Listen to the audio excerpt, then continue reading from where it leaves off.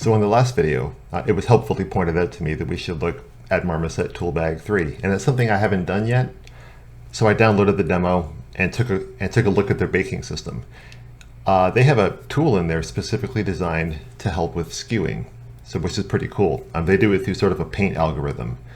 So even though I have no idea what's happening behind the scenes in the code, we're going to make some educated guesses based on what we learned in the previous video.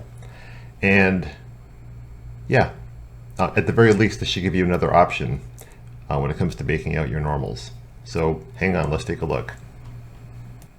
Okay, so here we are. We're in Marmoset 3.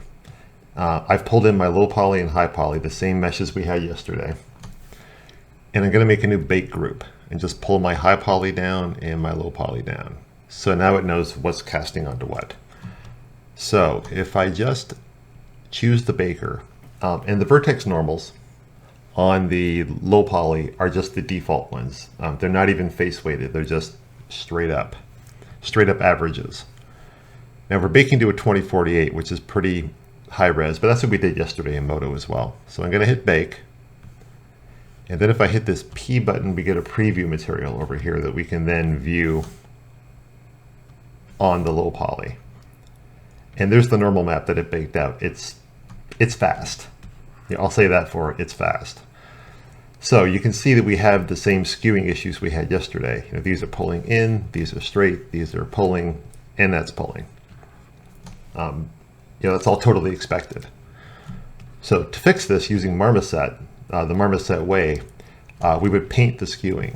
So if I select my low poly group, there's a paint skew button over here that pops up. So hitting paint skew shows me,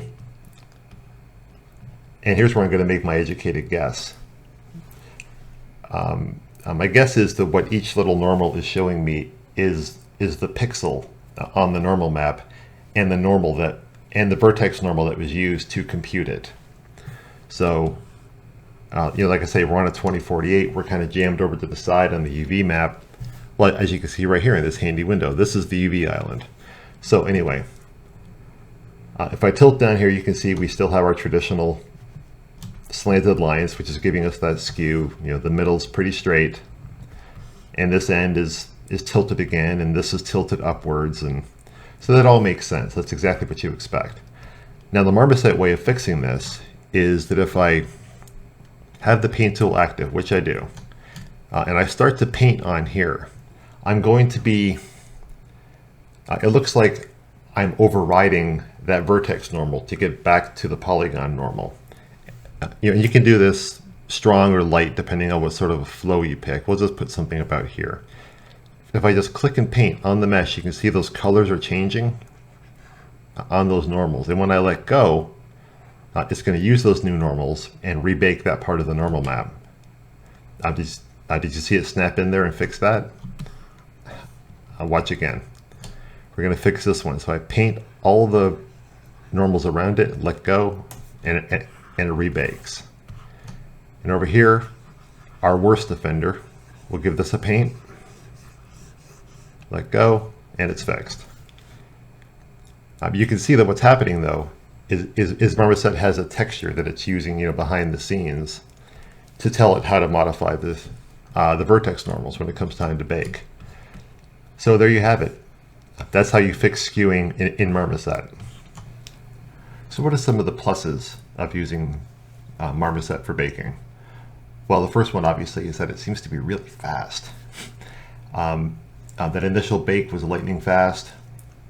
The bakes after I painted the skewing were super fast. So yeah, your iteration time is going to go down on the assumption you're just tweaking the normal map. And the painting system seems nice. It seems like it's a good feature. It seems like it would really help out with certain workflows. So what are some of the negatives of using Marmoset? Well, the big one that I see is that introducing an external baker back into my workflow again would mean that I'd have to get back into the routine of freezing my high poly and exporting it, and doing the bake over there, and then taking those baked maps and pulling those into Substance Painter, and it's just an extra step that I have to do. So Whether that's worth it to you or not is going to depend upon how valuable you find the positives about the Marmoset baker. You know what I mean? Like, if the speed of that bake and the quick painting of the skewing speeds you up, then by all means use it. I don't know that I'll switch over to it personally, but I've got it for a month, so I'm going to use it for a couple of assets, and I'll see if I like it, and if I do, I'll pony up the cash. Thanks for watching.